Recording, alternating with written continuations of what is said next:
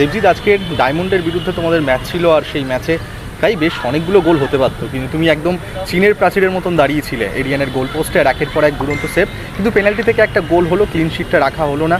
তো এই সমস্ত বিষয়গুলো নিয়ে তুমি কি বলবে? আজকের ম্যাচ নিয়ে তোমার কি মতামত? কোথাও কি মানে দুঃখ আছে যে পেনাল্টি থেকে গোলটার জন্য? অবশ্যই দুঃখ তো আছে। আমরা অন্তত তো একটা পয়েন্ট আজকের ম্যাচ থেকে পেতেই পারতাম, আমরা একটা পয়েন্ট পেলাম না, এটা একটা খারাপ লাগা থেকেই যাচ্ছে। কিন্তু একটা কথা বলতে চাই, আমি জানি না, আমি রেফারিংয়ের দোষ দিচ্ছি না, আমি ভিডিওতে দেখতে চাই, তবে আমার যেটুকু মনে হচ্ছে আমি বলেই ঝাঁপিয়েছি আর রাহুল এসে আমাকে মেরেছে, আমার হাতেও দাগ হয়ে গেছে, স্টার্টের দাগ হয়ে রয়েছে, দেখতে পাবে। আমি ঝাঁপালাম, বড় টিমগুলো এই ফেসিলিটিই পায়, কলকাতা ময়দানে হয়ে আসছে, তো সেটাই হয়েছে, এটাই ভাবছি আমাদের কপালে ছিল না পয়েন্ট, কিন্তু এক পয়েন্ট পেতে পারলে ভালো লাগতো। দেবজিৎ, আজকে সত্যি তোমার পারফরমেন্স প্রশংসনীয়, একের পর এক আমরাই দেখলাম দুরন্ত সেভ করলে, এরিয়ানকে প্রায় বহু গোল খাওয়া থেকে তুমি বাঁচিয়ে নিলে। কিন্তু যদি ভবিষ্যতের পরিকল্পনার কথা আমরা জিজ্ঞেস করি, তোমার ভবিষ্যতের পরিকল্পনা কি? আপাতত এরিয়ানকে নিয়ে এগোচ্ছ, তারপরে কি পরিকল্পনা? এখন অবশ্যই এরিয়ান ক্লাবকে নিয়েই ভাবতে চাই, পরের ম্যাচগুলো যেগুলো রয়েছে সেগুলোই চেষ্টা করব খেলার, সবগুলো যদি পারি খেলতে পারার চেষ্টা করব খেলার, এটাই এখনের পরিকল্পনা। এরপরে স্টেপ বাই স্টেপ, যদি সেকেন্ড ডিভিশন আই লিগ আছে, আইএসএল তো রয়েইছে, কিন্তু সবথেকে প্রথম বড় লক্ষ্য যেটা ইন্ডিয়া টিমের জার্সি গায়ে চাপানো। তোমার বাড়ি কোথায় বা তোমার বাড়ি আমার হচ্ছে বাগনান, শ্যামপুর, দেওড়া, ওসমানপুর গ্রাম। আচ্ছা, কিভাবে মানে শুরু হলো জার্নি?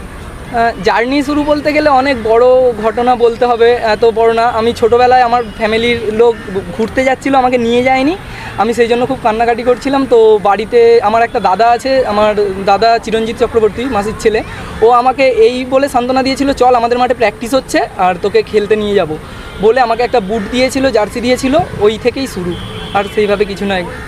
বড় ক্লাব যেমন মোহনবাগান, ইস্ট বেঙ্গল, মোহামেডান, সেই দলের হয়ে খেলার স্বপ্ন? হ্যাঁ অবশ্যই, সেই দলের জার্সি চাপানো তো প্রত্যেকটা প্লেয়ারেরই স্বপ্ন, যারা একটু প্রফেশনালি খেলতে শুরু করেছে, বড় ক্লাবের জার্সি চাপানো তো প্রত্যেকটা প্লেয়ারই স্বপ্ন, আমারও স্বপ্ন বড় ক্লাবের জার্সি। তুমি এর আগে কোন দলের হয়ে খেলতে?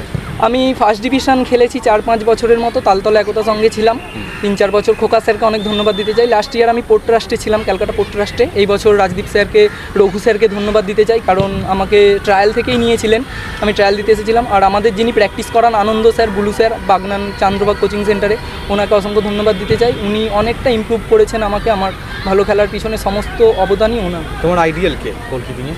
Peter check.